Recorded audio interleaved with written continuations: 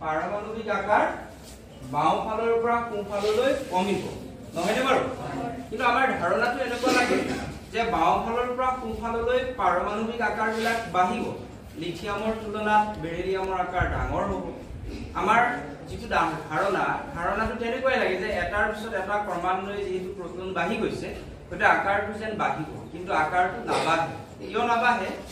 তোমালোকৰ মাজৰে আমাৰ তোমালোক সকলো আমি এটা গ্ৰুপ বনাই লৈছো এইটো গ্ৰুপত কেটা আছে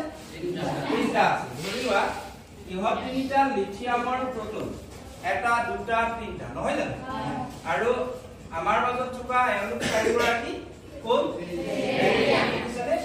বেৰিলিয়ামৰ প্ৰটন আছে কেটা চাৰিটা গতিকে এওঁলোক তিনিজন লিথিয়ামৰ প্ৰটন আমাৰ এওঁলোক চাৰিগৰাকী বেৰিলিয়ামৰ প্ৰটন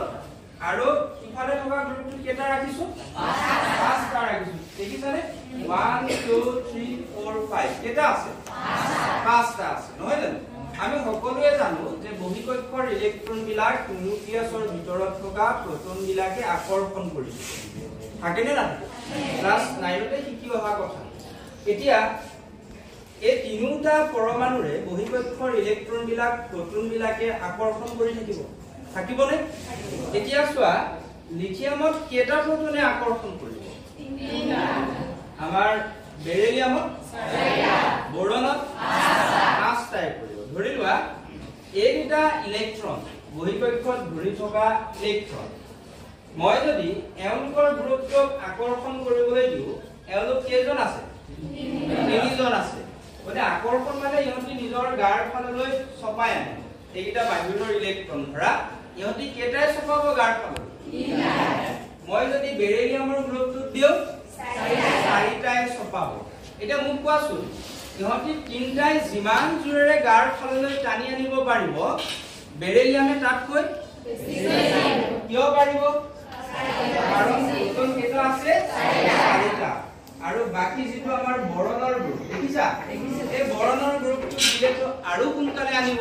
কাৰণ সিহঁতৰ নিউক্লিয়াছৰ ভিতৰত কেটা প্ৰটন আছে পাঁচটা প্ৰটন আছে যাৰ ফলত বহিকক্ষৰ ইলেক্ট্ৰন বিলাক যি বেছিকৈ টানি আনিব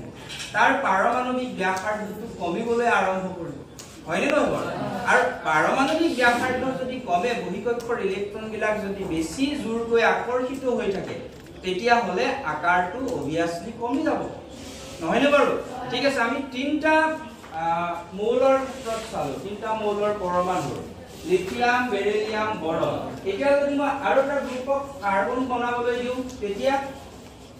কেটা প্ৰটনে আকৰ্ষণ কৰিব যাৰ ফলত কি হ'ব আৰু সৰু হ'ব ভেৰি গুড তাৰ পিছত নেক্সট সাতটাই যেতিয়া নাইট্ৰজেনত টানিব আৰু কি হ'ব ইয়াৰ মাজতে দুটামান ব্যতিক্ৰম কথা থকা নথকা নহয় নিশ্চয় আছে কিন্তু আমাৰ দশম শ্ৰেণীৰ কাৰণে এইটোৱে আমাৰ আটাইতকৈ এটা ধুনীয়া ধাৰণা যিটোৰ দ্বাৰা আমি বুজিবলৈ আটাইতকৈ সহজ হয় নহলে মাত্ৰ মনতে ৰাখি থবলগীয়া হয় যে বাও ফালৰ পৰা সোঁ ফাললৈ আকাৰবিলাক কমে কিন্তু কিয় কমে আজি বুজি পালো তোমালোকে পিছত যেতিয়া এইটোৰ সম্পৰ্কে উত্তৰ আহিব ক্লাছলৈ নিশ্চয় মনত পৰিব যে এনে ধৰণে দিয়া গৈছিল বুজি পালানে আৰু যাৰ ফলত গম পোৱা গৈছিল যে লিথিয়ামত তিনটা টনাৰ কাৰণে আকাৰটো পৰিব নে ডাঙৰ মই সৰু বুলি ক'লে আকৌ কিয় সৰু বুলি কৈছা মই চাইছো তোমালোকে বুজি পাইছানে নাই লিথিয়ামত তিনটাই টানিছে বেছিকৈ টানিব পৰা নাই নিজে অনুমান কৰাচোন বেৰিলিয়ামত ইহঁতি চাৰিটাই টানিছে তেন্তে আৰু চাপ খাই আহিব বৰণত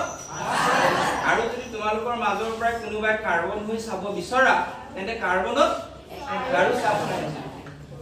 এটা বুজি পালা কি বুলি কবা তেন্তে আধুনিক পৰ্যায়বৃত্ত তালিকা কোৱাচোন পাৰমাণবিক আকাৰ বাও ফালৰ পৰা সোঁ ফাললৈ কমে আৰু এই ধাৰণাটোৰ ওপৰত আমাক যেতিয়া মৌলৰ পৰমাণু কেইটামান দিয়া যাব তাৰ পাৰমাণবিক আকাৰ কোনটো ডাঙৰ কোনটো সৰু চিনি পাবলৈ সহজ হ'বনে নহয় বাৰু ঠিক আছে বহাই